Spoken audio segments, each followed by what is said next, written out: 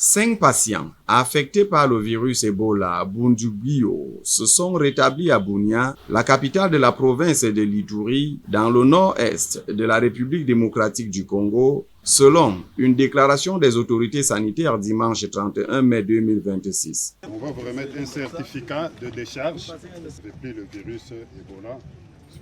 Vous êtes guéri et vous pouvez brandir, ça c'est certifié. 4 des patients rétablis, tous des travailleurs médicaux, ont été libérés dimanche d'un centre de traitement de l'Ebola à Bunia après avoir été testés négatifs 2 fois pour l'Ebola, tandis qu'un autre patient, un travailleur de laboratoire, était déjà rentré chez lui selon l'Institut national de la santé publique de la République démocratique du Congo. Aujourd'hui, nous avons 4 de nos infirmiers, de nos personnels soignants du centre médical évangélique ici, qui étaient positifs, qui ont été pris en charge dans leur propre structure, travail. Et aujourd'hui, nous sommes heureux de les présenter comme des malades guéris d'Ebola. Donc, c'est une grande victoire et nous devons célébrer cela. Le directeur général de l'Organisation mondiale de la santé, Tedros Adhanom Ghebreyesus, était présent à Bunia pour l'inauguration du nouveau centre de traitement de l'Ebola et a salué les guérisons. Maybe my message first is to survivors. Your courage gives hope. Mon message est d'abord pour les survivants. Votre courage donne de l'espoir. Vous êtes une histoire vivante qui montre que cette épidémie peut être arrêtée. C'est ce que je comprends de cela.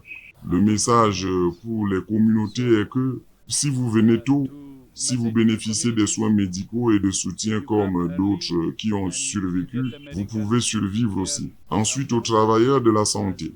Encore une fois, merci pour votre engagement. Je sais que c'est un moment très risqué pour vous. Cela me fait en fait de la peine de voir des travailleurs de la santé qui sont déjà morts de la maladie Ebola en servant les autres. Vous mettez donc réellement votre vie en danger tout en aidant les autres à survivre. C'est le risque qui accompagne cette profession. Mais votre engagement et votre retour pour servir ont beaucoup d'importance. C'est vraiment réconfortant parce que vous êtes revenus et vous avez dit « nous aiderons les gens à survivre ». C'est réconfortant et merci beaucoup. Because you came back and you said we will serve, we will help people to survive.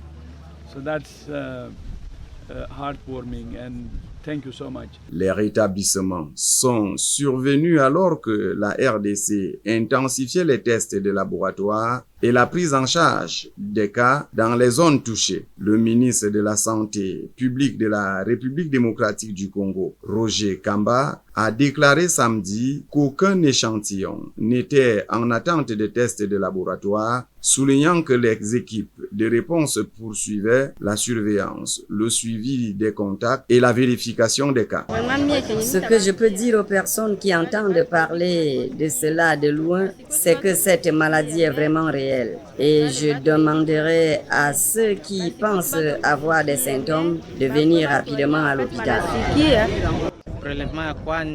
Le premier échantillon était positif, le deuxième échantillon est revenu négatif et le troisième est revenu négatif aussi. Je suis joyeux parce que j'ai vu d'autres patients juste à côté de moi mourir, mais nous en sommes quand même sortis vivants. Et cela est une joie pour nous. Le ministère de la Santé publique de la République démocratique du Congo a déclaré dimanche que 263 cas confirmés avaient été signalés dans le pays au 29 mai, dont 42 décès parmi les cas confirmés. Le directeur général des Centres africains de contrôle de prévention des maladies, Jean Kazeya, a déclaré dimanche 31 mai que plus de 1100 résultats de tests étaient encore attendus au 30 mai.